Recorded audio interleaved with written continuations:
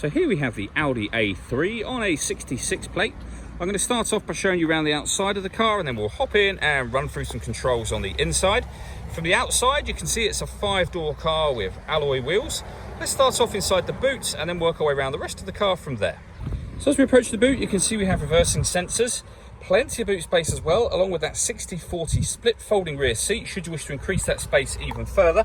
And then this tray section will lift up to reveal a space saver spare wheel. Okay, so we're just going to work our way back round to the front of the car, and then we'll hop in and run through some controls on the inside. But now that we've done a full circle of it, you can see it's in excellent condition the whole way round. Just briefly before we climb in, I think it's well worth seeing the interior from this exterior point of view. There's plenty to run through on the dashboard, so let's hop in and we'll do that now.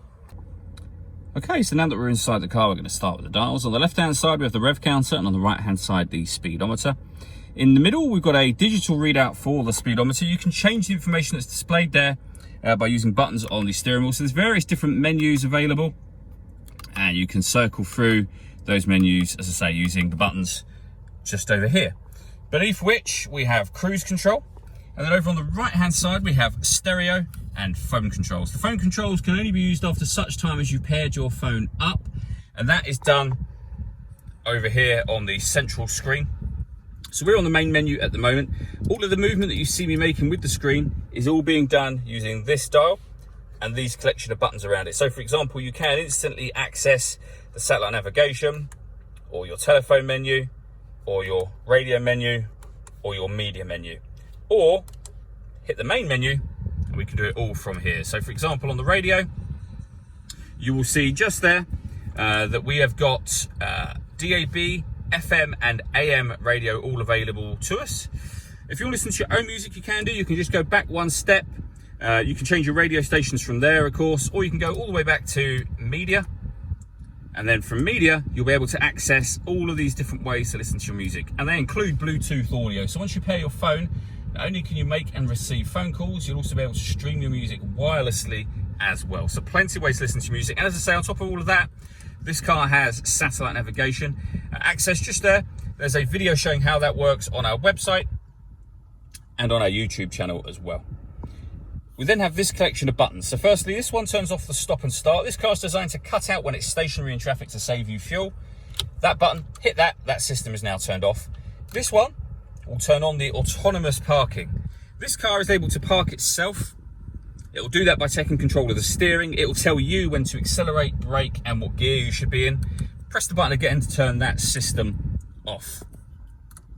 We then have parking sensors, which you can turn on or off from here. Hazard warning lights. You can turn off the traction control. This button will fold the screen away and bring the screen back out. Again, I mean, that's really for nighttime driving. If you find that's you're getting a bit of glare off of that. And then drive select means that you can change the car from all of these different modes. So efficiency, comfort, auto, dynamic, or individual. Below that, we then have dual zone climate control. So you can adjust the passenger and driver temperatures, the fan speed up and down. You determine what direction you'd like the air to be distributed in. When you're happy with all of those settings, the air conditioning is on when that light shows. So off, back on again, or hit auto.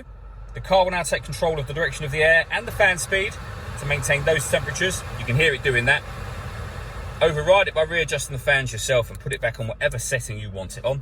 We then have a 12-volt charging socket underneath that, 2 cup holders, a 6-speed manual gearbox, and then the buttons I was running through just a moment ago, and the main volume for the stereo is just there, and then we have an electronic handbrake here. All that leaves me to say is thank you for taking the time to watch this video. If you'd like to come and see the car in person and have a test drive, please feel free to call any of our MJA sites. We'd love to hear from you soon.